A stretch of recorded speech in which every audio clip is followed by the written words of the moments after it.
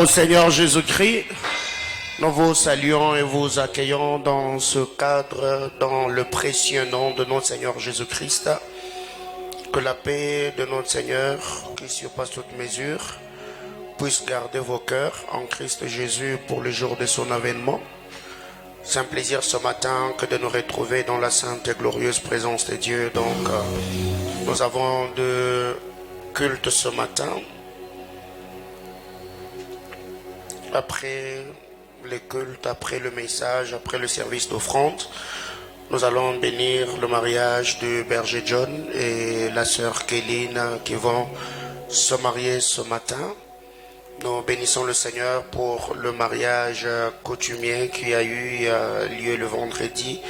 Hier, nous avons vu des photos sur les statues de gens. Ils se sont mariés civilement hier et ce matin, nous allons bénir leur union et le recommander à la grâce de Dieu. Pour cela, il y a beaucoup de choses à faire ce matin. On va prier le Seigneur et recommander ce moment de la parole entre ses saintes mains, que sa grâce et sa faveur soient avec nous. Peux-tu élever ta voix et prier ce matin, disant à Dieu, parle à mon cœur. Que le Seigneur parle à ton cœur ce matin. Alléluia. Nous avons besoin de toi, Adonai. Nous avons besoin de toi, Jésus. Nous avons besoin de toi, Seigneur. Nous avons besoin de toi. Plaise à toi ce matin de parler à nos cœurs. Que ce message bénisse la vie de quelqu'un, commençant par moi-même. Plaise à toi de me oindre. Plaise à toi de le faire, Jésus.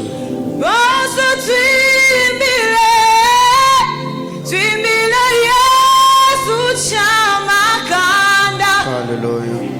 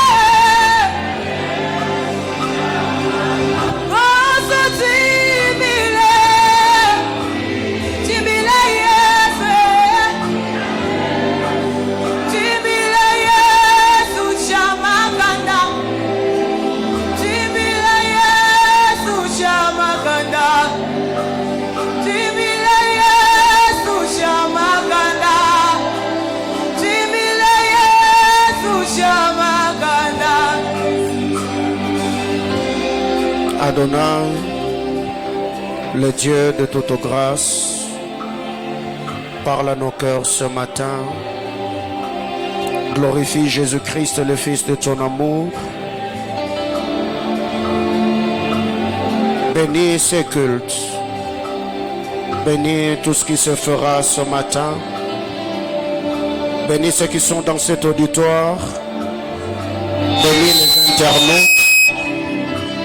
Je prie que tu bénisses ceux qui sont en route, que ta grâce soit avec nous en toutes choses. Au nom de Jésus, nous avons ainsi prié. Amen. On acclame le Seigneur. Alléluia. Que le Seigneur nous bénisse abondamment et que Dieu bénisse la chorale. Ce matin, avant de nous inviter à lire la parole de Dieu, je voudrais que nous puissions recevoir un homme de Dieu qui est là ce matin. Il est venu communier avec nous. Le dimanche de la semaine passée, j'étais honoré par son invitation dans un programme organisé dans son église. Le Seigneur nous avait vraiment rendu utile. La parole de Dieu avait été prêchée. Nous n'étions pas seuls. J'ai certes apporté la parole, mais il y a deux autres prophètes qui étaient avec nous sur l'autel et c'était vraiment bénissant. Papa Apo, le centre missionnaire Monem, vous reçoit. Est-ce qu'on peut acclamer le Seigneur? Merci beaucoup. Je vous prie de répondre votre place. Que Dieu bénisse abondamment. Je suis très content de prier avec vous ce matin. Ce matin, j'ai reçu l'appel de papa Jean-Claude. Est-ce qu'il est déjà là, le frère Jean-Claude? Le frère Jean-Claude? Non, il n'est pas encore là. Je crois que s'il arrivait qu'il nous rejoignait, on va le recevoir après ces cultes. Que Dieu bénisse également le frère Olivier Moulenda. Je le vois quelque part. On le reçoit, Olivier. Que Dieu te bénisse abondamment. Nous sommes très contents de communier avec toi ce matin. Alléluia. Alors, on va lire deux portions d'écriture. Je suis dans les livres de Jean. Évangile selon Jean, chapitre 6. Nous lirons le verset 28. Jean chapitre 6, le verset 28. Ensuite, nous lirons Jean 14, de verset 12 au verset 14. Évangile selon Jean, chapitre 6, le verset 8. Jean 14, du verset 12 au verset 14. Jean chapitre 8, Jean chapitre 6, le verset 28, la presse. Jean chapitre 6, le verset 28. Jean chapitre 6, le verset 28. Vous êtes là? On peut lire ensemble 1, 2, 3, go. Et lui dire, que devons-nous faire pour faire les œuvres de Dieu? Que devons-nous faire pour faire les œuvres de Dieu? Que devons-nous faire pour faire les œuvres de Dieu? Allons dans Jean chapitre 14. Jean chapitre 14, du verset 12 au verset 14. Jean chapitre 14, du 12e au 14e verset. Si vous êtes là, nous pouvons lire ensemble 1, 2, 3, go. En vérité, je vous l'ai dit, celui qui croit en moi fera aussi les œuvres que je fais, et il en fera des plus grandes, parce que je m'en vais au Père. Et tout ce que vous demanderez à mon nom, je le ferai, afin que le Père soit glorifié dans le Fils. Si vous demandez quelque chose à mon nom, je le ferai, parole du Seigneur. Je nous prie de reprendre nos places. Que Dieu bénisse sa parole. Alors, bien-aimés dans le Seigneur, nous savons que depuis le début de ce mois de juillet, nous sommes en train de partager la parole de Dieu autour de notre thème « Au commencement, il n'en était pas ainsi ». Au commencement, il n'en était pas ainsi. Ce thème est tiré de Matthieu chapitre 19, le verset 8. Nous avons dit beaucoup de choses par la grâce du Seigneur. Quoique ce dimanche, nous avons un peu perverti l'ordre de nos cultes parce que le premier dimanche, c'est le culte de sanctification. Le deuxième dimanche, c'est le culte de puissance. Le troisième dimanche, c'est le culte de projet. Et le dernier dimanche du mois, donc, c'est le culte de famille. Alors, déjà, normalement, aujourd'hui, ça devait être le culte de projet, mais j'ai perdu de vue et je crois qu'à cela ne tienne, la parole de Dieu ce matin sera prêchée et je crois que le Saint-Esprit va m'aider à libérer le fardeau qui pèse dans mon cœur ce matin. Au commencement, il n'en était pas ainsi. En lisant la parole de Dieu dans Jean chapitre 6, le verset 8, les Juifs qui s'entretenaient avec le Seigneur lui ont posé la question: que devons-nous faire pour faire les œuvres de Dieu? Quand vous allez dans d'autres versions, comme la version Semeur, Parole de vie, français courant, on est en train de dire: que devons-nous faire pour faire des choses qui plaisent à Dieu? Ici, on était en train de parler des bonnes œuvres, des œuvres de justice. Et ici, les Juifs étaient comme dans la prétention. Ils pensaient que par eux-mêmes, ils pouvaient faire quelque chose. Ah ben, selon l'enseignement reçu par Moïse, le prophète, donc la loi, ils se voyaient capables d'être agréés par Dieu par des efforts humains. Alors que la Bible déclare: les œuvres de l'homme est comme un habit souillé devant Dieu. Peu importe les efforts que nous fournissons, peu importe le sacrifice, si le Seigneur ne nous fait pas grâce par son Esprit Saint, bien-aimés dans le Seigneur, nous pouvons faire tout ce que nous voulons, on n'arrivera jamais à satisfaire le cœur de Dieu. C'est pour cette raison que le bien-aimé Sauveur, au jour de sa chair, il dira: tu n'as agréé ni offrande ni sacrifice, mais tu m'as formé un corps pour faire ta volonté. Mais ici, dans le contexte de mon enseignement, vous allez vous rendre compte que ces hommes, pendant qu'ils étaient en train de partager avec le Seigneur, ils avaient compris une chose. Ils ont posé la question: que devons-nous faire pour faire les œuvres de Dieu? Donc, on ne peut pas dormir et se réveiller, dire que je veux opérer dans le surnaturel seulement parce que nous avons la bonne volonté. Au commencement, il n'en était pas ainsi. Regardez la manière dont le Seigneur s'est servi de nos bien-aimés frères, les apôtres dans l'église primitive.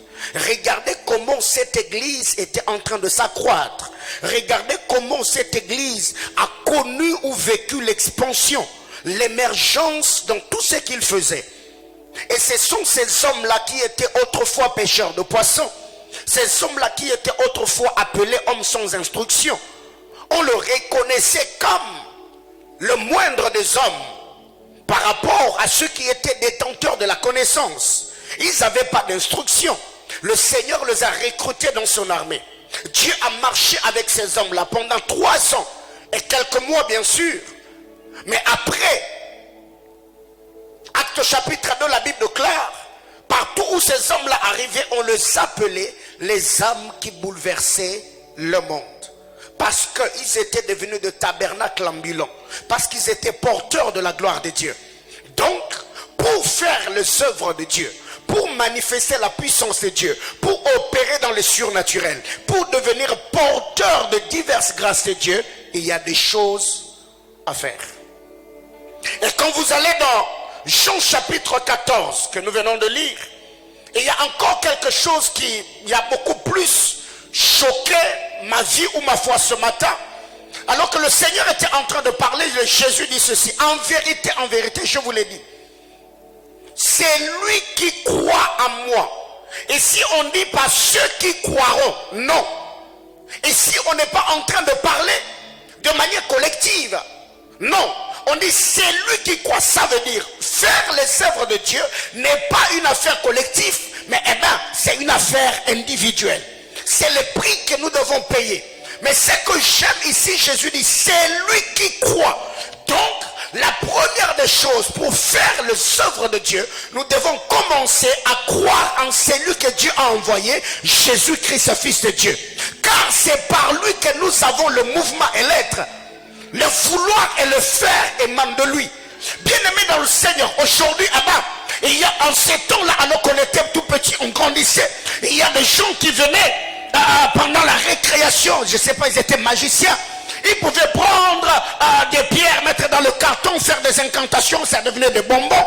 Moi, j'ai vu des gens qui ont pris de sable, ils ont fait des incantations, ça devenait du sucre.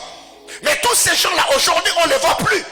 Pourquoi? Parce que nous qui sommes censés manifester la puissance de Dieu, nous sommes tombés comme dans la léthargie spirituelle. Or, l'apôtre Paul, il parlait dans 1 Corinthiens, il a dit: mon évangile ne repose pas sur des discours persuasifs, mais sur la démonstration de puissance et d'esprit. frères, si l'église primitive, ils ont opéré dans la puissance, je crois que l'église finitive, nous devons opérer dans une dimension plus grande et plus glorieuse que ce que les apôtres ont connu.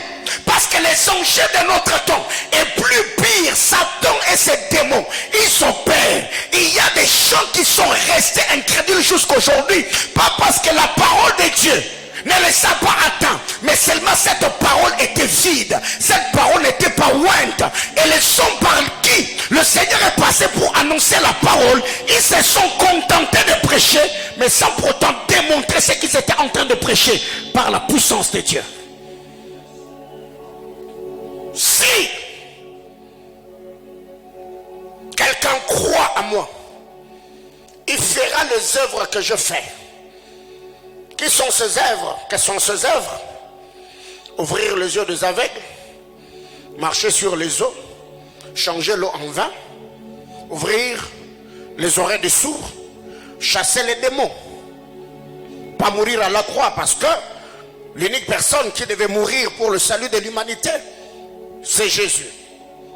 Mais le bien-aimé Sauveur était en train de dire, c'est lui qui croira à moi, il fera des œuvres que je fais, et il en fera des plus grands, parce que je m'en vais au Père. Bien-aimés frères, si vous lisez la Bible à titre informatif, vous ne serez pas bénéficiaire de tout ce que la Bible contient. Il y a des gens aujourd'hui qui lisent la Bible comme un roman, comme un livre d'histoire des hommes et des femmes qui ont marché avec Dieu. Alors que nous l'avons toujours dit, la Bible est un livre de faits, des hommes qui ont marché avec le Seigneur. Si aujourd'hui en lisant la parole de Dieu, il est dit tout ce qui a été écrit là était pour notre instruction. Ce n'est pas seulement pour nous instruire, mais c'est également pour nous inciter à comprendre. Si Dieu a fait avec eux, c'est possible qu'il le fasse aussi avec nous. Car il est le même hier, aujourd'hui, éternellement. Alléluia.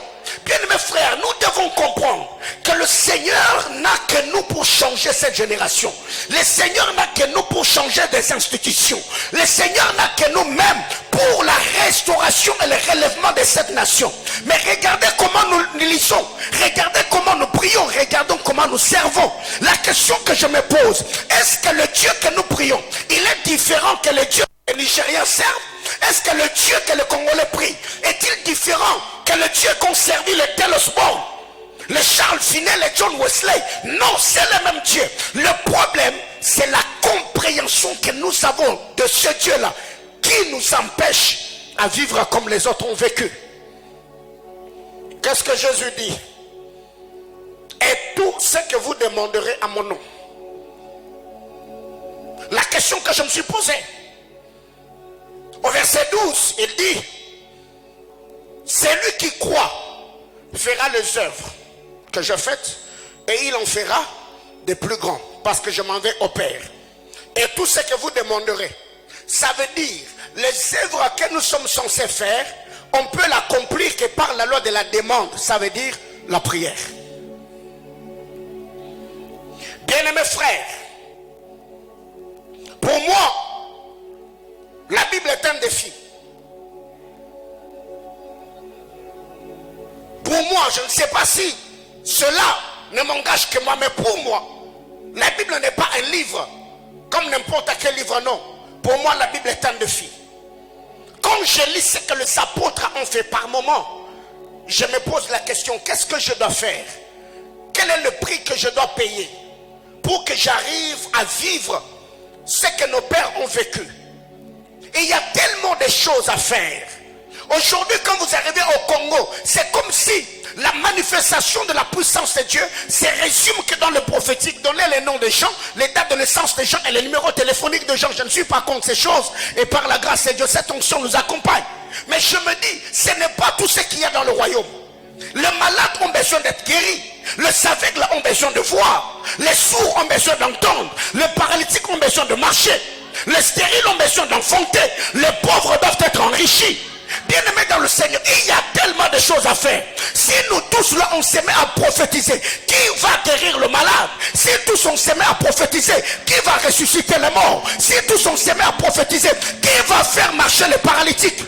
Et d'ailleurs, je peux vous dire, c'est lui qui fait marcher un paralytique aura plus d'impact que lui qui l'a donné le don d'exorcer quelqu'un. Voyez-vous, bien-aimés frères, Dieu peut se servir d'un homme. Un homme que tu as vu servir Dieu. Tu l'as connu dans ses débuts. La manière dont il a craint Dieu.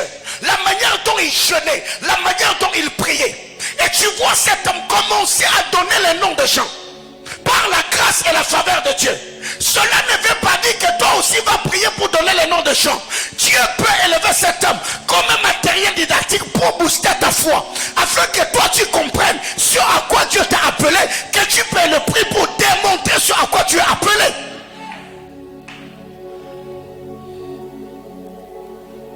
Imaginez-vous,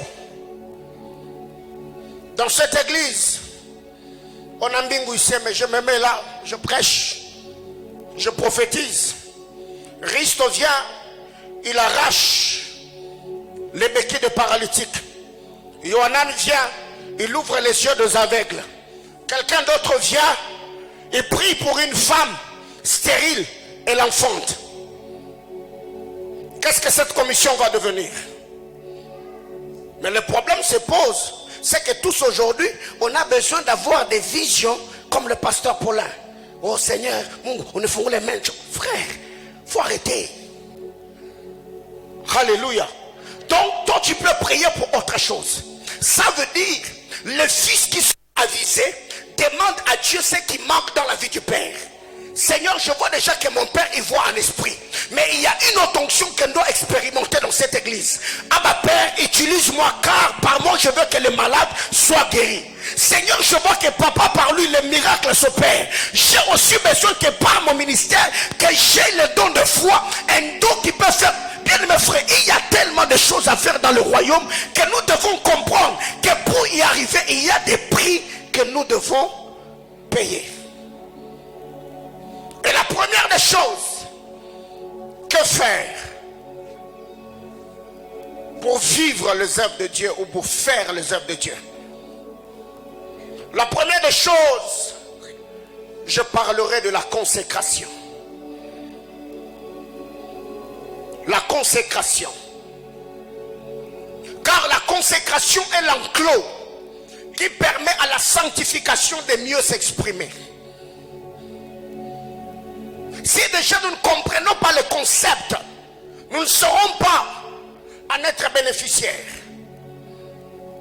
La consécration, c'est l'enclos qui permet à la sanctification de mieux s'exprimer.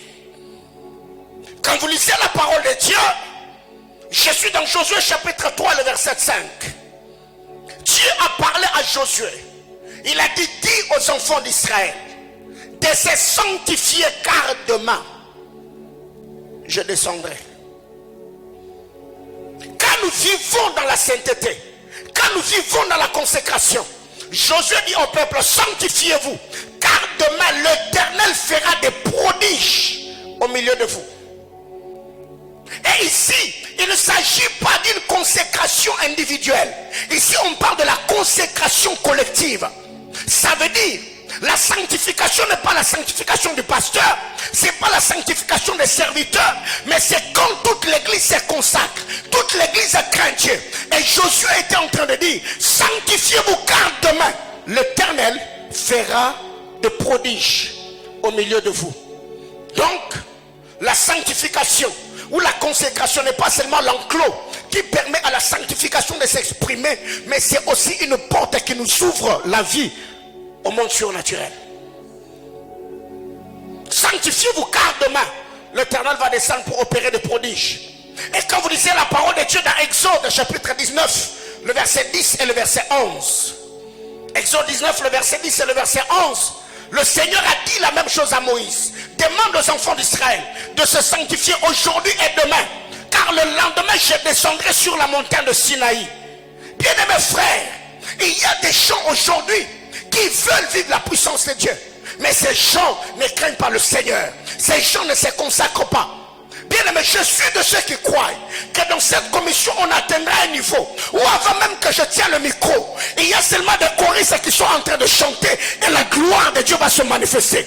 Je suis en train de soupirer que même par l'accueil d'un protocolaire, un paralytique peut jeter ses béquilles et commencer à sauter des cris de joie. Pourquoi? Si déjà ceux qui chantent à la chorale craignent Dieu, si ceux qui sont à l'intercession craignent Dieu, si ceux qui sont à la presse craignent le Seigneur, vous verrez que la puissance de Dieu sera manifeste au milieu de nous.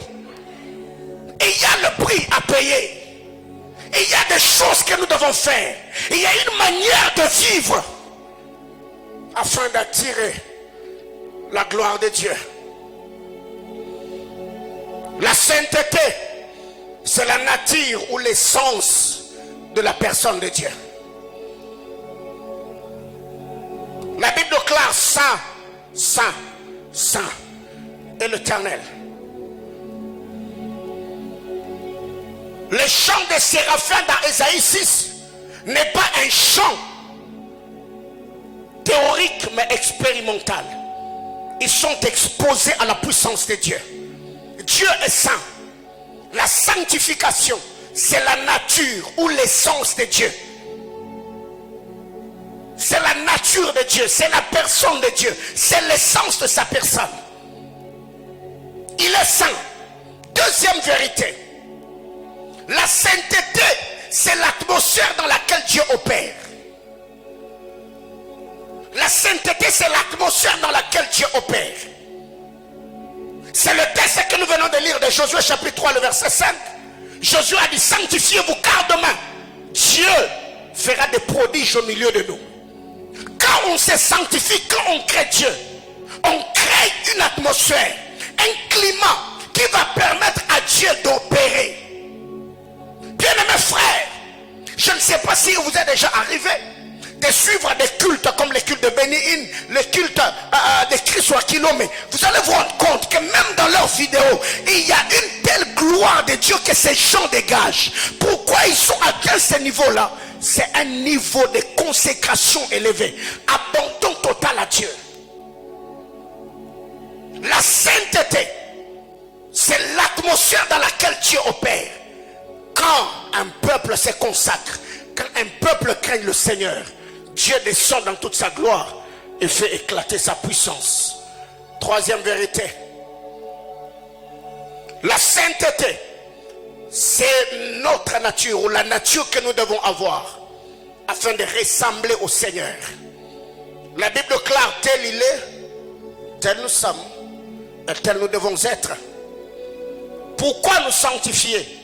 Nous devons nous sanctifier pour ressembler à Dieu, car tel il est, tel nous devons être, pas au ciel d'abord, mais dans ce monde. Et c'est possible, malgré les antivaleurs, la dépravation, le vent d'égarement, la compromission qui bat le plein dans notre génération. C'est possible de garder tes vêtements blancs et de craindre le Seigneur sans pourtant avoir quelque chose qui va entacher ta communion avec le Seigneur. Bien-aimés frères, première chose, je parle de la consécration, qui est l'enclos qui permet à la sanctification de s'exprimer. 2. La plénitude de l'esprit. Que faire pour vivre ou faire les œuvres de Dieu?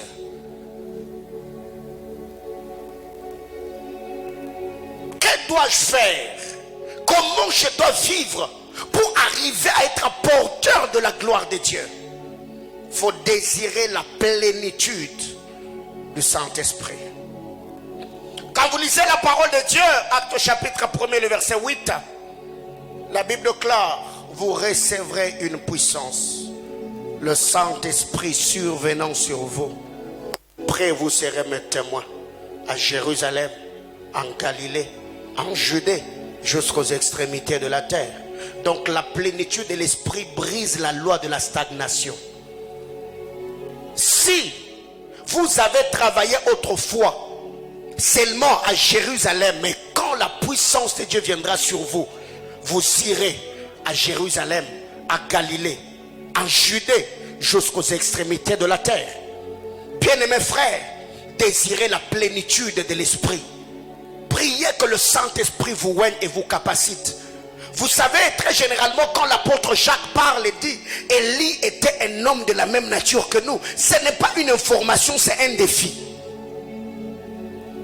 Et depuis lors, dans le jeûne de 1 année et 2 ans, de 2 mois que je fais, l'année antérieure, bien aimé, j'étais en train de prier pour ces choses. J'ai dit à Dieu, j'ai besoin que dans cette commission, je ne veux pas vivre comme un homme ordinaire.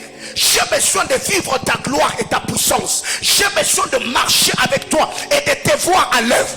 Et depuis lors, il y a un bon nombre de choses que j'expérimente dans ma vie et dans mon ministère. Et je me dis, là, ce n'est que le commencement. Il y a encore des choses plus grandes et plus glorieuses que le Seigneur accomplira avec nous.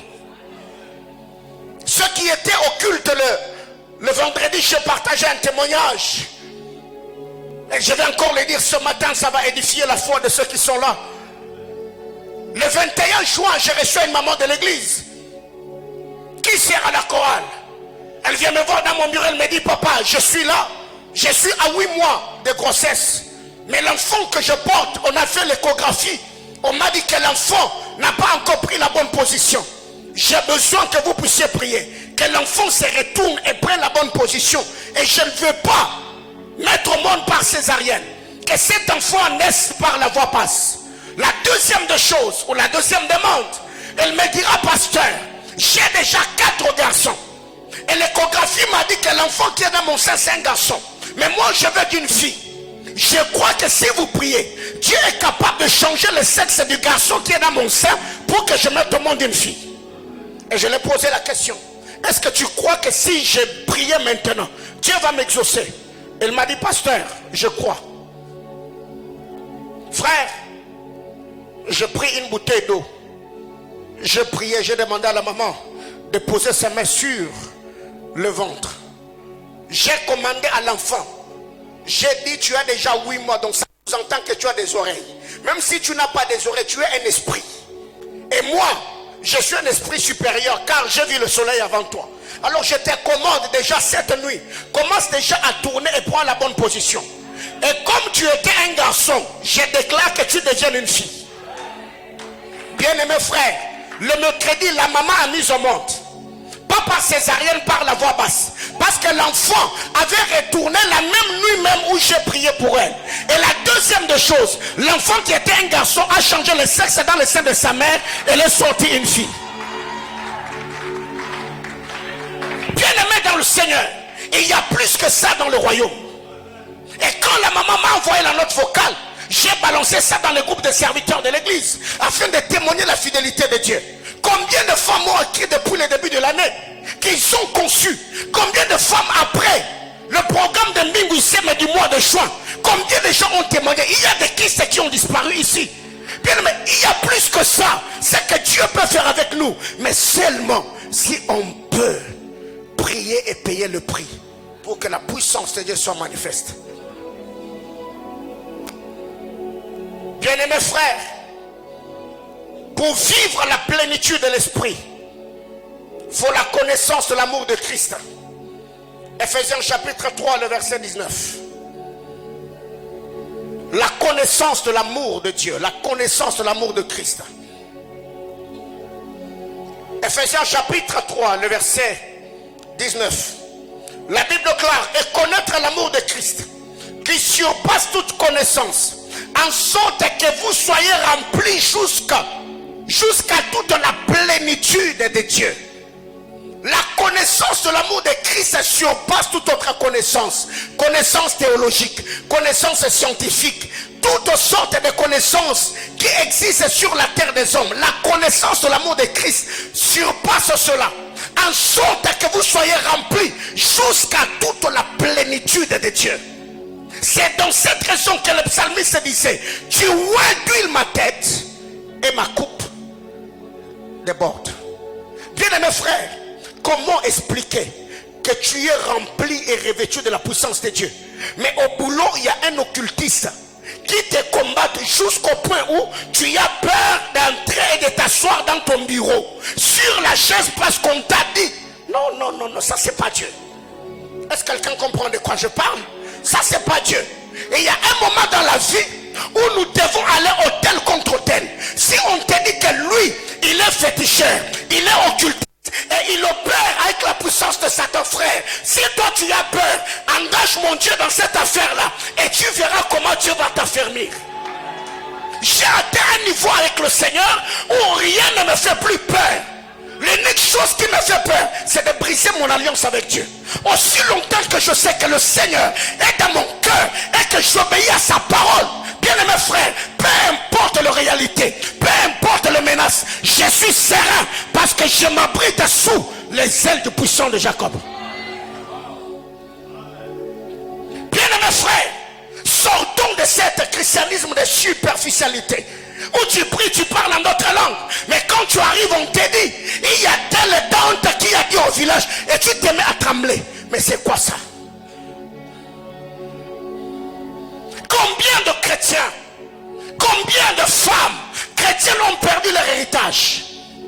Vous vous êtes battu avec ton mari pour amasser des biens.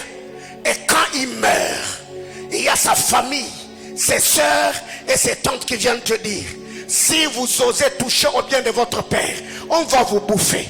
Mon frère, et ces gens-là vont s'accaparer des biens de votre père parce que vous avez peur. Bien aimé, écoutez, si ça t'arrive, viens me voir. Quelqu'un me comprend?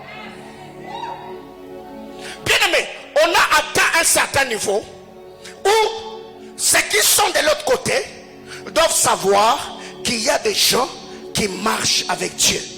Le Seigneur continue à agir, à manifester sa puissance parmi les fils des hommes. On ne peut pas être embobiné et roulé dans la farine alors que nous croyons à un Dieu créateur des cieux et de la terre. Donc, si jusque-là, les choses ne marchent pas, c'est que Jésus-Christ n'est pas mort et ressuscité. Ou encore, il est mort en vain. Mais s'il est assis à la droite de Dieu le Père, si le Dieu qui a servi Abraham, Isaac et Jacob, c'est le Dieu en qui nous avons cru, bien mes frères, il faut que ça change. Comment expliquer? Et au boulot, quelqu'un vient et te dit, bêta gazon. Soza mobali tira la entreprise. Frère, ce que peut l'ongwe, soza mobali. Ça veut dire il y a un moment dans la vie où quand quelqu'un vient et te fait des menaces et tu lui dis tu viens de signer ton arrêt de mort. Parce que les hommes comme nous, frère, on ne s'attaque pas à des hommes comme nous. On ne s'attaque pas à des hommes comme nous. Même là où tu travailles, frère, les choses que je suis en train de dire, quelqu'un me comprend? Je ne suis pas en train de le dire pour amuser la galerie. Non, non, non, non, non. Il y a un moment dans la vie où tu dois être sûr de l'alliance du Dieu que tu sers. Si Élie est allé à la montagne de Carmel avec le prophète de Baal, il savait la capacité qu'avait son Dieu. Donc ces gens ont marché avec le Seigneur. Si Moïse est allé en Égypte avec un bateau, défier la plus grande armée de leur temps, bien dans la frère, il y a ma soloté. Il y a un moment dans la vie où on doit devenir sérieux et conscient du Dieu avec qui on marche.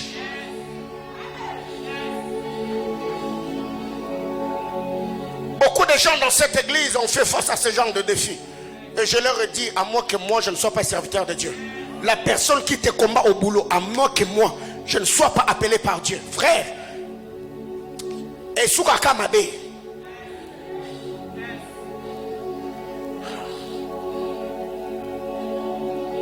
la plénitude du Saint-Esprit.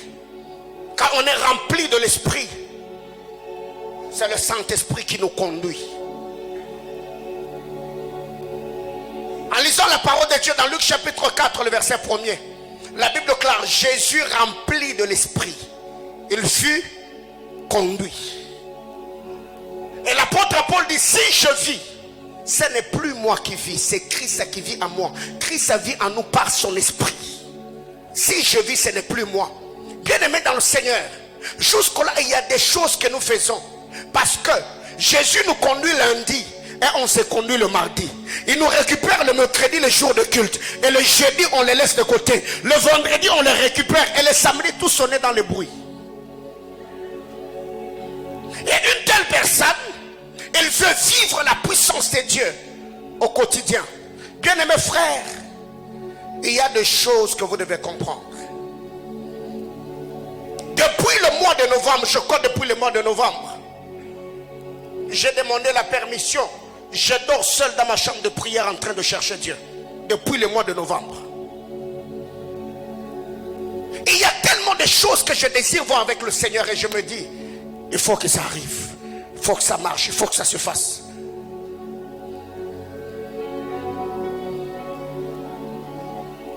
Bien-aimés frères, quand tu es rempli de la puissance de Dieu, tu te fous de dire des hommes. Et il y a d'autres personnes qui n'arrivent pas à vivre leur destinée parce que vous voulez être loué, célébré par les hommes. Bien aimé, écoutez, l'homme est changeant. Il peut aujourd'hui, tu fais tout pour lui plaire, demain, après-demain, parce que tu as commis une erreur. Il peut oublier les 9 bonnes choses que tu as faites et il peut s'attacher qu'à l'erreur que tu viens de commettre. Alors que faire? Soumettez-vous à Dieu. Faites tout pour plaire au Seigneur. Que les hommes qui sont autour de vous ne vous comprennent ou non. Les temps qu'ils vont voir les résultats de votre consécration, ils béniront votre Dieu. Et j'ai atteint ce niveau-là. Je ne fais plus de choses pour plaire aux gens. Si tu crois que je marche avec Dieu, gloire à Dieu. Si tu mets des doutes, gloire à Dieu. Je n'ai rien à t'éprouver. Parce que maman, je sais où je puise ma force, c'est le Dieu avec qui je marche. La plénitude de l'esprit nous ouvre la porte à la vie surnaturelle. Quand on est rempli de l'esprit de Dieu, la plénitude de l'esprit nous ouvre la porte à la vie surnaturelle. Bien-aimés frères, c'est possible de vivre les surnaturels naturellement. Ça veut dire tu es exposé à ça tous les jours de ta vie. Et si je ne suis pas en train de parler des miracles, des manques qu'on a et des prophéties d'information, non. Et il y a des gens qui marchent avec Dieu dans notre génération. Et quand j'expose ma vie à la vie, au ministère, à l'onction de ces gens-là, ça me révolutionne. Je me dis, il faut que je le fasse. À Kinshasa, récemment, pendant qu'on était en retraite, je partageais cette expérience avec les gens. À Kinshasa, le département que je dirigeais, on avait atteint un niveau. Quand on donne un sujet de prière, on allume une bougie. On se met à prier. Le sujet de prière, on va basculer à un autre sujet que quand cette bougie-là va s'éteindre.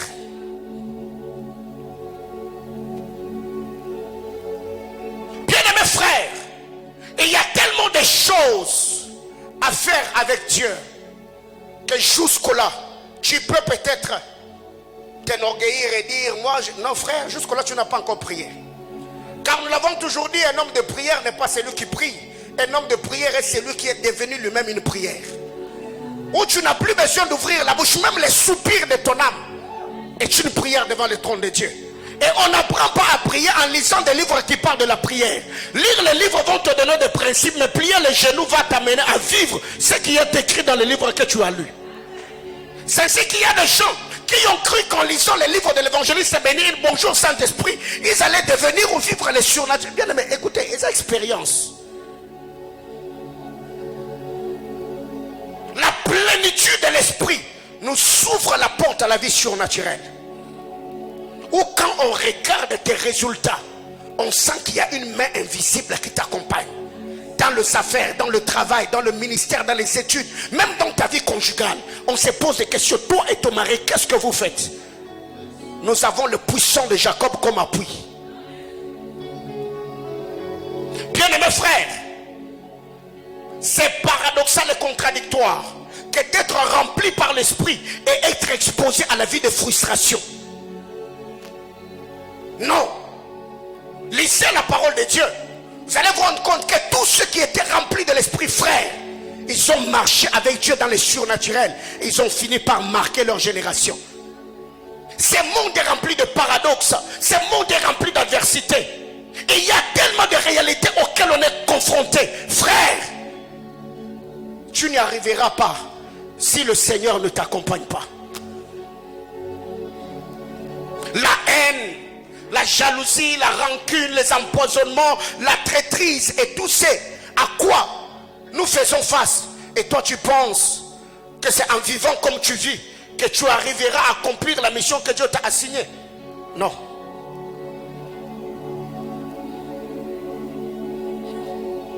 Trois.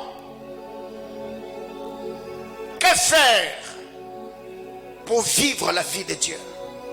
Que devons-nous faire pour faire les œuvres de Dieu? 3. Il faut avoir la connaissance des Écritures. La connaissance de la parole de Dieu.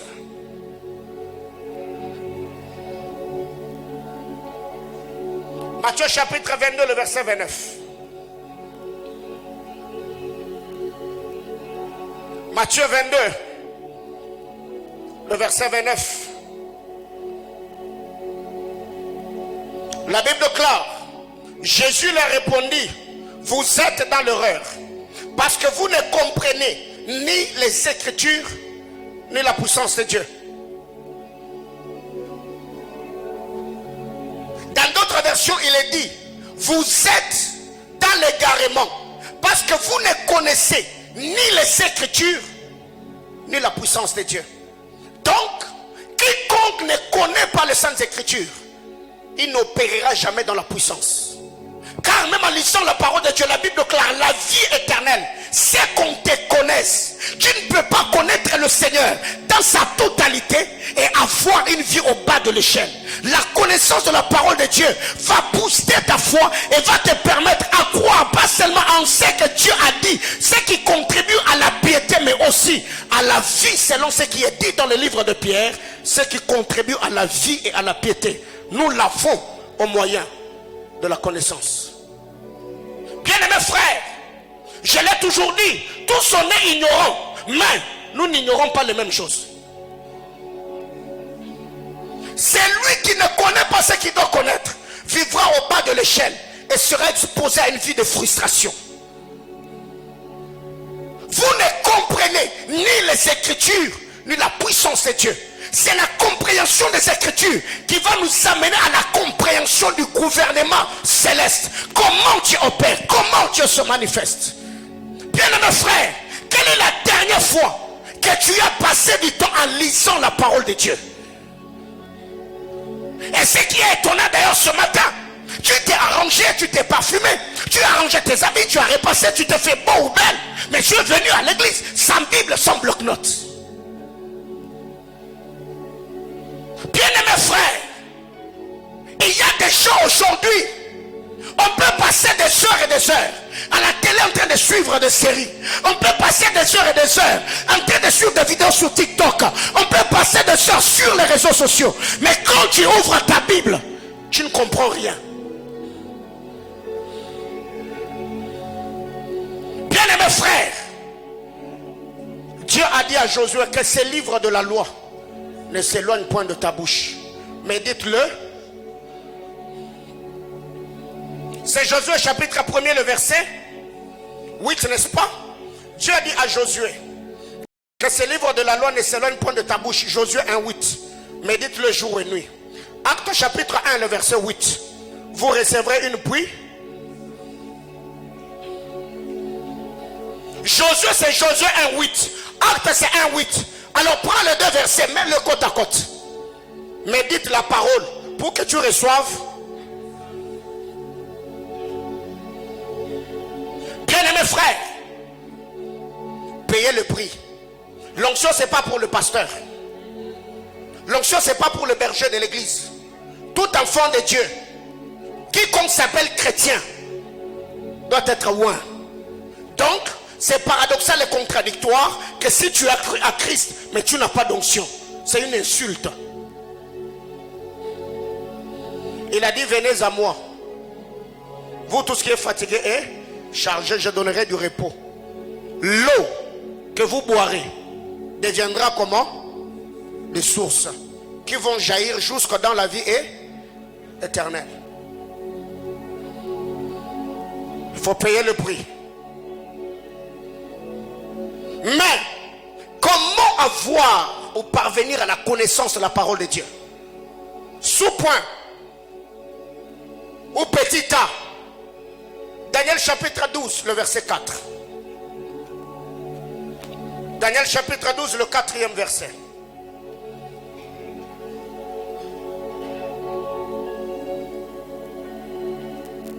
La Bible déclare, toi Daniel, tiens secrète ces paroles et c'est le livre jusqu'au temps de la fin. Plusieurs alors le liront et la connaissance augmentera. La connaissance augmente quand nous lisons, pas quand nous prions. Alors il y a des gens aujourd'hui, ils vont en retraite à la montagne pendant 7 jours à sec, sans Bible. Et il y a des gens aujourd'hui qui se plaignent. Seigneur, parle-moi. Comment veux-tu que Dieu te parle alors que ta Bible est fermée? Ce qui fait qu'aujourd'hui, nous sommes tout le temps dépendants des prophètes. Nous sommes derrière les hommes de Dieu. Dis-moi, qu'est-ce que Dieu a dit? Non, bien-aimé frère. Tu peux être dans la prière en train de prier. Dès que tu finis la prière, tu sens ton esprit te diriger vers une écriture. Dès que tu tombes sur les versets et la parole que tu vas lire, tu sens le Saint-Esprit attester dans ton esprit. Ça, cette parole est pour toi. Tiens ces paroles secrètes, car en ces temps-là, plusieurs liront et la connaissance augmentera. La connaissance ne peut augmenter que par la lecture. Lisez la parole de Dieu, scrutez les saintes écritures, faites de recherches, achetez des Bibles, achetez des livres, cultivez-vous, ayez la connaissance, la sagesse du royaume. Combien de jeunes sœurs aujourd'hui, vos galeries dans vos téléphones, c'est rempli de chaussures, des robes et des vêtements que vous n'avez jamais achetés d'ailleurs. On va passer du temps et du temps devant des tutoriels pour voir comment se maquiller. Mais en embellissez pas seulement vos visages avec des maquillages, embellissez aussi vos cœurs avec la parole de Dieu. Lisez la parole, lisez les Écritures, cherchez la face de Dieu. Bien-aimés frères, pourquoi aujourd'hui on manipule les gens? Pourquoi aujourd'hui on escroque les gens? Parce que on pense qu'être chrétien, c'est anesthésier le cerveau. Comment tu peux aller à la montagne quelqu'un que tu ne connais pas? Parce qu'il t'a donné ton nom et il peut te dire donne-moi le téléphone et tu sors ta carte SIM. Frère, il y a quoi même? C'est possible que ce qu'il t'a dit au début venait de Dieu. Mais donner le téléphone, ça c'est pas Dieu qui l'a dit. Qu'est-ce qui arrive? Je vous ai toujours raconté cette histoire. Une soeur qui prie à l'église La Borne, que j'encadrais, elle vient me dire, pasteur, que Dieu te bénisse pour tout le message que tu as eu à nous prêcher. Elle est sur Calitos, elle venait en ville, elle venait du boulot. Il y a un prophète qui l'appelle, ma soeur vient, et le prophète a donné des prophéties. Il dit, Dieu m'a dit, Dieu m'a dit, Dieu m'a dit. Mais il y a une dernière chose que tu dois faire pour déclencher tout ce que j'ai dit. La soeur dit, homme de Dieu, je vous écoute. Il faut que je fasse quoi? Il dit, avant que je te dise, achète-moi le poulet. Vrai de vrai. Achète-moi le poulet. Car si je sors ce que j'ai à dire, mon estomac va rester vide. J'ai dit vrai de vrai. Et la soeur s'est souvenue de tous ces enseignements que je donnais. Elle a dit, papa, si pour que tu me dises ce que Dieu t'a dit, il faut que je donne le poulet. Je n'ai pas d'argent d'ailleurs. Elle est partie. Voyez-vous, ce sont des choses que nous vivons. Combien de gens aujourd'hui ont été pillés? Combien de femmes ont dépensé de l'argent sans l'accord de leur mari? On t'a laissé l'argent d'approvisionner la maison, de payer le loyer. Tu es en route, un prophète vient, il te donne le nom de ton mari. Tu paniques et tu prends l'argent. Tu donnes. Et quand tu rentres à la maison, Satan à côté les binos, coup de tête, coup de poing. Et tu as le sang dans la bouche. Et là, je ne suis pas en train de dire, cher mari, levez vos mains sur vos épouses. C'est un péché, je ne l'ai jamais fait, mon épouse est là. Donc, qu'est-ce que vous devez faire? Bien-aimés frères, lisez la parole. Lisez la parole. Lisez la parole. Mais aussi, la lecture sans la présence du Saint-Esprit. frère, tu seras stérile. Tu peux lire mais sans comprendre. Petit B. On va lire Luc chapitre 24, le verset 45. Luc 24, 45. Luc 24, 45. Qu'est-ce qui est écrit?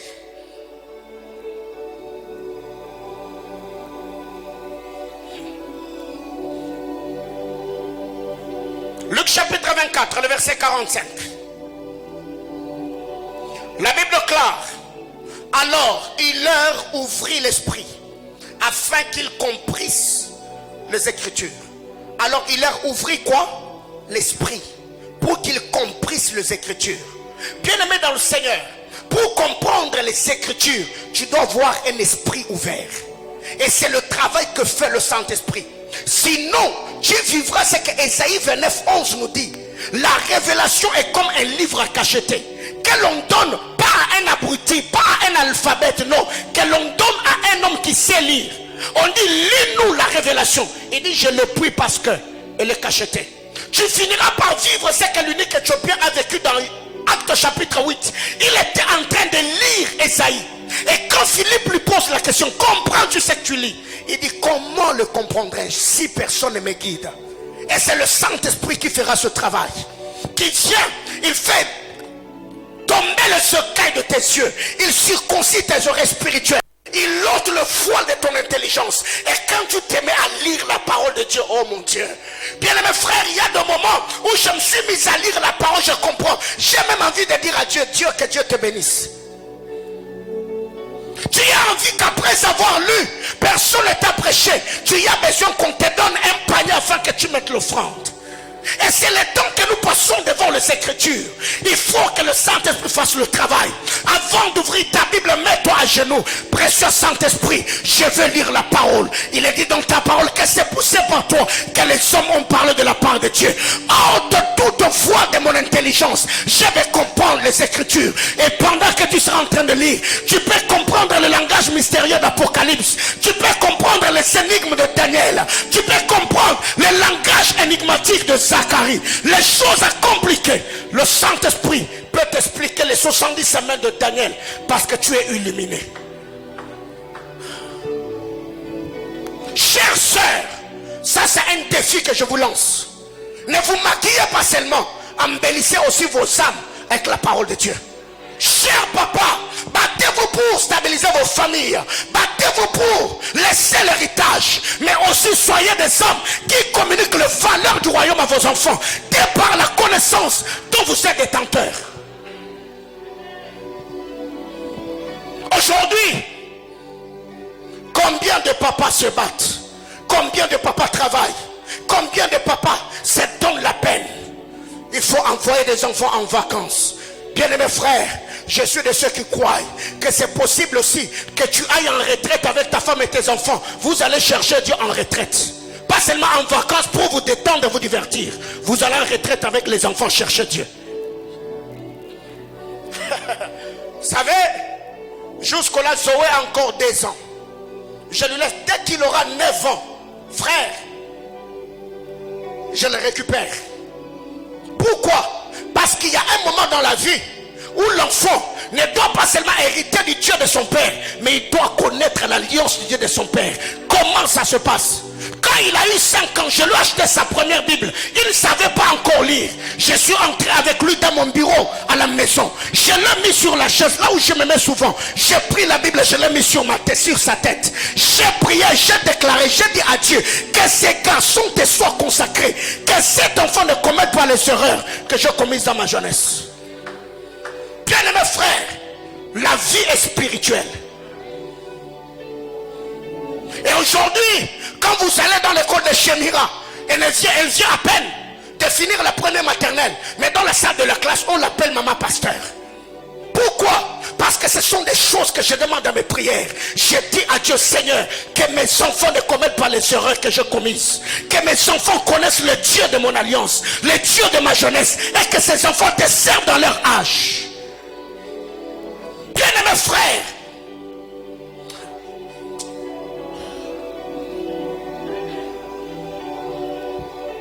faut lire la parole de Dieu. Il faut avoir l'esprit ouvert. 4. Le jeûne et la prière. Il faut jeûner. Il faut prier. Je ne serai pas long sur ce point. Il faut apprendre à jeûner, frère. Il faut jeûner. Est-ce que tu as un programme individuel, programme personnel, où tu jeûnes, où tu cherches Dieu? Pas le programme de l'église, non. Un programme, un rendez-vous où toi et Dieu, vous avez un programme de prière en semaine où tu jeûnes pour ta famille. Ce qui fait qu'aujourd'hui, nous les hommes, on a remis la sacrificature à nos épouses.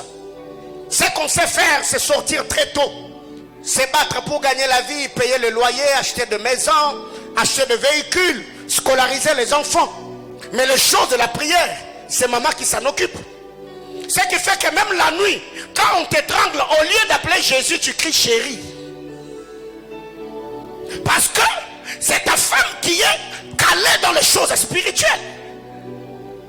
Cher papa, soyez des hommes, pas seulement ceux qui se battent pour léguer l'héritage matériel ou financier, mais que la grâce de Dieu par vous soit communiquée à vos épouses et à vos enfants.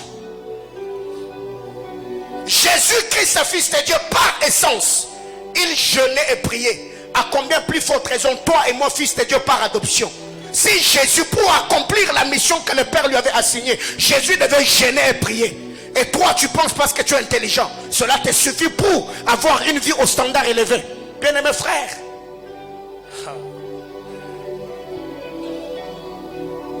qu'est-ce qui arrive aujourd'hui? La vie est donc spirituelle. Eh bien, il y a des gens qui savent que c'est le sacrifice qui élève les hommes. Ceux qui aujourd'hui sont dans des loges occultes, ils font des sacrifices. Bien-aimés frères, n'aimez pas la vie de facilité. Payez le prix pour avoir la vie que vous rêvez. Car rêver est une chose. Oh, je serai grand, je serai... Frère, t'as là. Sors de ton rêve.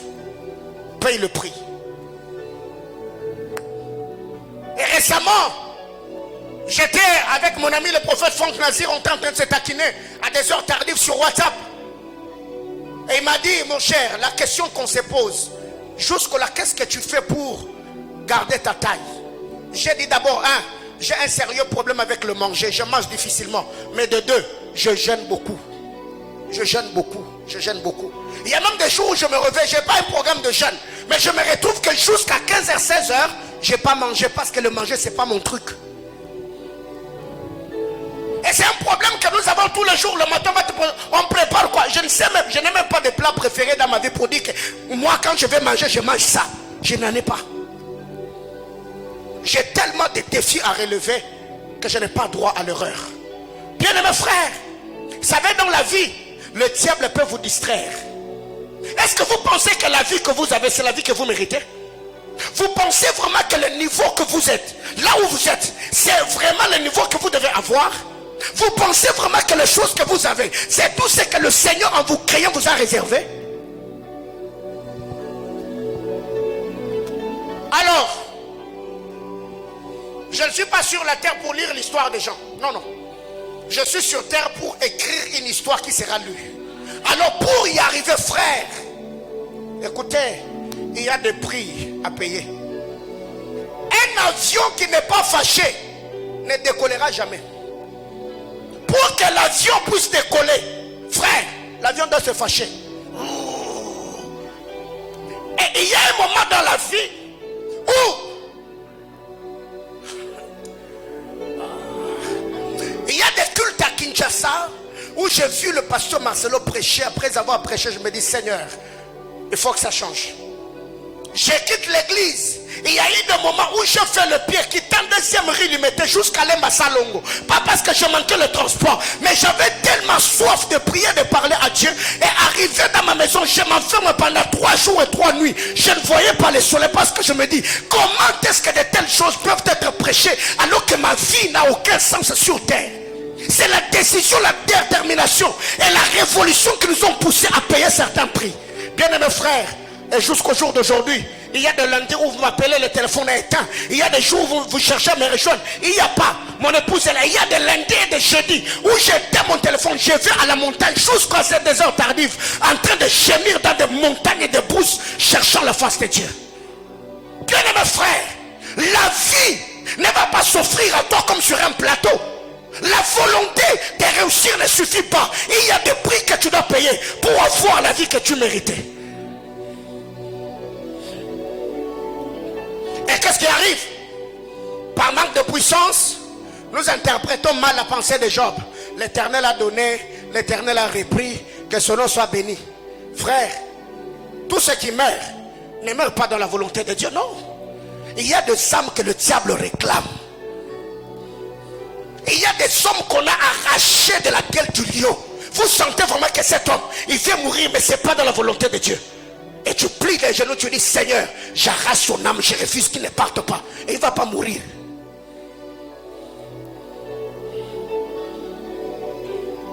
Déjà, toi-même, même quand tu entres dans ta chambre, tu dis aujourd'hui je vais prier pendant 1 heure. Déjà 15 minutes. Je prends le téléphone. On ne parle pas en d'autres langues parce qu'on manque de choses à dire. Non, non, non, non, non, non. Non, non, non. Non, non, non, non. Je ne parle pas en d'autres langues parce que je manque de choses à dire dans ma prière. Non, non, non, non. Je parle en d'autres langues quand je sens que les choses que j'ai envie de dire, mon esprit n'arrive plus à s'exprimer. Non, non, non. Mon âme n'arrive plus. J'ai parlé français, j'ai parlé lingala, j'ai parlé swahili, ça parle. Oh la roscato la varia. Et sopra de soutelevere de scatele. Pourquoi? Parce que je me dis, il y a tellement de choses que mon esprit a besoin de dire à Dieu que je ne peux pas dire par des paroles intelligibles. Alors mon esprit prendra le relais. Parler en d'autres langues afin de communier avec le Dieu de mon intimité. Bien-aimés frères, cherchez Dieu.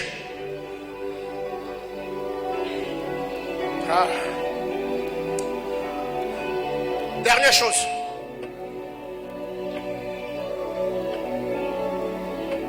Il faut apprendre à rendre gloire à Dieu en toutes circonstances. Il faut rendre gloire à Dieu.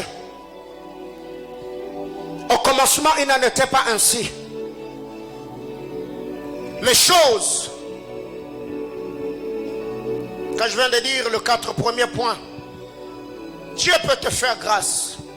Tu jeûnes, tu pries, tu comprends les Écritures, tu émerges, tu t'épanouis. Mais à un moment, tu tombes dans l'orgueil. À un moment, tu deviens trop sûr de toi. À un moment, tu commences à relativiser. Les disciplines premières que tu avais, tu mets de côté. Les choses que tu faisais plus, tu commences à le faire. Les blagues que tu n'avais pas, tu commences à les avoir. Et les dieux qui t'utilisaient commencent à se retirer de toi petit à petit. Ça, c'était l'erreur de Samson. Quand Delilah, après l'avoir coupé les cheveux, a dit Samson, les Philistins sont sur toi. La Bible déclare, il se réveilla en disant je mentirai comme autrefois. Mais ce qui me fait mal, il ne savait pas que l'Éternel s'était retiré de lui. Bien-aimés frères, un moment dans la vie, j'ai toujours le temps de m'asseoir et examiner. Je me dis, comment Paulin, le frère Paulin, pas le prophète Paulin, vivait? Comment le prophète Paulin vivait avant qu'il ne soit le pasteur Paulin? Et je mets ma vie sur une balance. Qu'est-ce que je faisais autrefois que je ne fais plus aujourd'hui? Ou qu'est-ce que je ne faisais pas autrefois que je suis en train de faire aujourd'hui? Et un homme qui ne sait pas faire des évaluations, il ne vivra jamais dans l'évolution. Il y a un moment dans la vie où tu dois t'asseoir honnêtement face à toi-même. Il n'y a personne. Ta vie passée, le discipline, la marche que tu avais, le principe qui faisait ta force autrefois, et tu te rendras toujours compte qu'il y a peut-être certaines choses qui t'ont aidé d'être là où tu es, que tu as mis de côté, et c'est là que le diable pourra passer pour te détruire et ronger ta vie. Bien-aimé, vous savez, j'ai toujours partagé cette expérience. Mon père est décédé en 99. Ma mère est là au milieu de nous. J'ai fait 16 ans. 16 ans, s'il vous plaît. Loin de cette femme.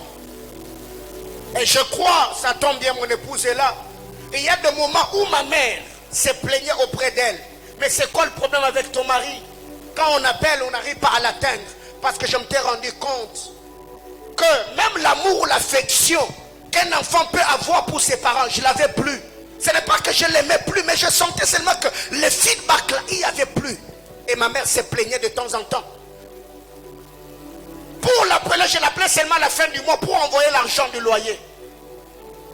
Et j'ai pris la décision, je dis, ce que moi je n'ai pas eu, je vais les donner à d'autres personnes. Et je me suis rendu compte qu'autour de moi, je suis beaucoup plus entouré par plusieurs personnes qui ont également grandi avec sans l'affection parentale. Ceux qui ont peut-être grandi sans leurs parents, ceux qui ont perdu leurs parents peut-être à fleur d'âge. Et je me suis rendu compte, en me recroquevillant à moi-même, j'étais en train de blesser ceux qui m'entouraient. Pourquoi? Parce que ce que moi je n'avais pas reçu, je ne savais pas également le donner. Et j'ai pris la résolution d'être un père pour ceux qui n'ont pas de père, être une mère pour ceux qui n'ont pas de mère. Et je vous assure, depuis que ma mère est venue à Lubumbashi, j'ai senti cette flamme-là revenir. Je la vois, je parle avec elle, on s'amuse, on se moque. Et je me dis, Seigneur, gloire à Dieu, que j'ai pu avoir le temps que je suis en train d'avoir avec elle. Bien-aimé dans le Seigneur, vous savez, il y a des moments dans la vie où il y a certaines personnes qui peuvent ne pas comprendre la manière dont tu vis. Mais quand tu entres au-dedans de toi-même, tu sais les raisons qui te poussent à faire du bien à certaines personnes. Parce que le seul moyen de guérir tes blessures, c'est de donner aux autres ce qu'on ne t'a pas donné. C'est de faire pour les autres ce qu'on n'a pas fait pour toi. Et tu te rendras compte qu'en le faisant, tu seras en train de guérir leurs blessures. Et tu seras en train de te guérir toi aussi. Alors, nous devons apprendre à rendre gloire à Dieu. Dieu t'utilise. Et les hommes t'acclament. Tu dis non, à Jésus-Christ ce soit la gloire. Quand Dieu te bénit, on te pose la question comment tu as fait. Ce n'est pas moi, c'est le Seigneur qui l'a fait. Bien-aimés frères, quand vous lisez la parole de Dieu dans Actes des Apôtres chapitre 12, le roi Hérode était frappé par un ange du Seigneur seulement parce que quand le temps était là de donner gloire à Dieu, il s'est accaparé de la gloire de Dieu. Le Seigneur Dieu que nous servons, il s'appelle Yahweh Kana, le Dieu jaloux. Il ne partage pas sa gloire avec personne. Et quand vous lisez la parole de Dieu, les apôtres sont allés quelque part dans des apôtres. Et Dieu les a tellement utilisés au point où les hommes ont voulu offrir de sacrifices. Ils sont appelés Barnabas, Jupiter, qui était là. Quand les apôtres ont appris la Bible claire, ils déchirèrent leurs vêtements en disant, hommes frères, pourquoi faites-vous cela? Nous sommes des hommes comme vous. Quand vous lisez Actes des Apôtres chapitre 22, quand Jean dans l'île de Patmos a vu la gloire, il a voulu se prosterner devant un ange. Et l'ange lui dit, garde-toi de le faire. Je suis ton frère, adore Dieu. Bien-aimés frères, que c'est beau. Quand tu sens que Dieu t'utilise, quand tu sens que les hommes commencent à te célébrer, mais tu t'effaces, tu t'éclipses pour laisser la place à celui qui est mort et ressuscité, Jésus-Christ, fils de Dieu. Pierre a voulu commettre cette erreur à la montagne de la transfiguration. Alors que Élie et Moïse étaient là en train de s'entretenir avec Jésus, il a dit, construisons 3 tentes. Le Père ne s'est pas tu. Il a dit, celui-ci est mon fils bien-aimé. Il n'y en a pas deux. Rendre gloire à Dieu. Bien-aimés frères, je m'arrête là ce matin, on va prier. Je crois le mercredi, le berger Jonathan est venu avec un spot monté pour l'extension de Kasumbalé Sakolwezi. Et quand il m'a donné la vidéo, j'ai vu au début, on a dit centre missionnaire Manaïm, extension de Kasumbalesa, prophète Paulin, visionnaire. J'ai dit à Jonathan, frère, ça me stresse. Si on peut enlever le prophète Paulin visionnaire là, vous collectionnez même les photos des cultes, vous mettez parce que bah titre, oh yo, j'aime pas frère, j'ai besoin de garder mon cœur d'enfant de Dieu. Je lui dis, j'aime pas frère.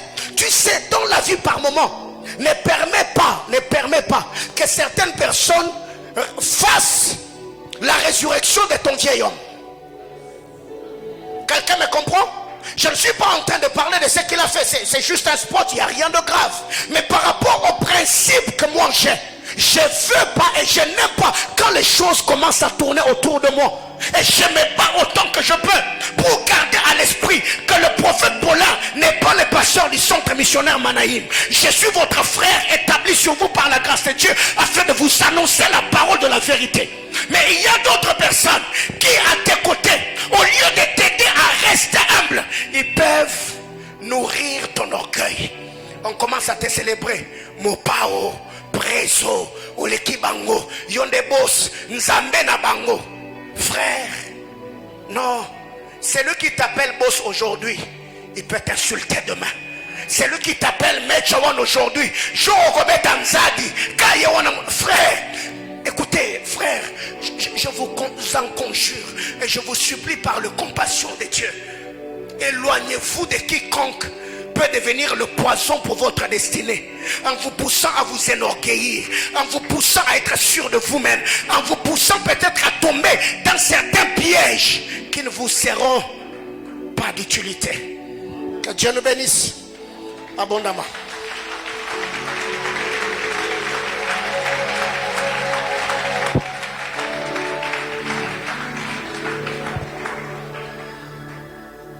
Qu'est-ce qui arrive aujourd'hui?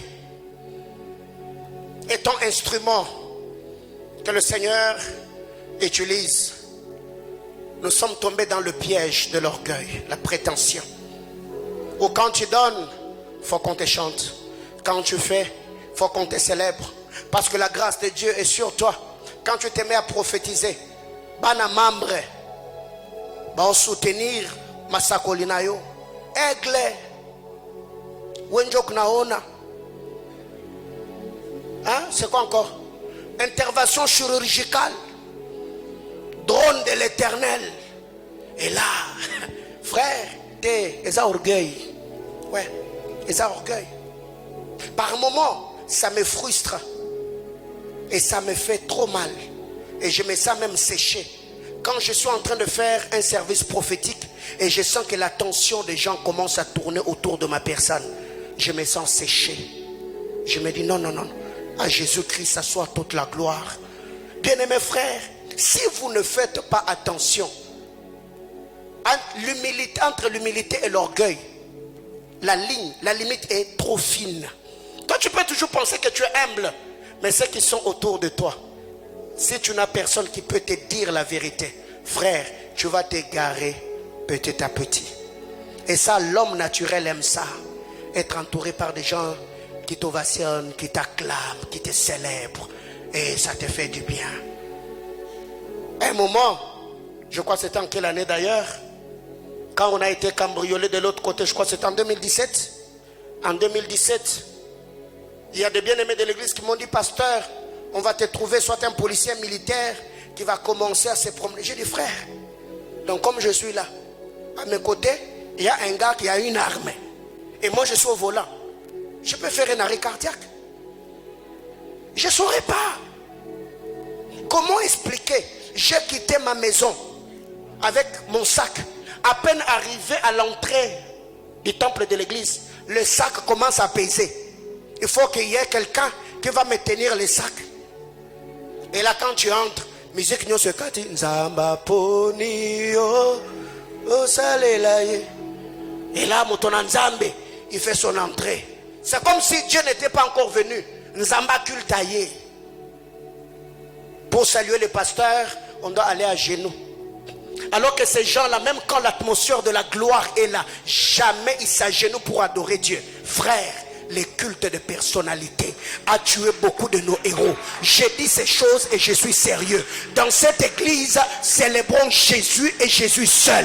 Je ne veux pas de noms, je ne veux pas de sobriquets, je ne veux pas de ces choses. Je suis votre frère. Je ne suis pas le Saint-Esprit junior du centre missionnaire Manaïm.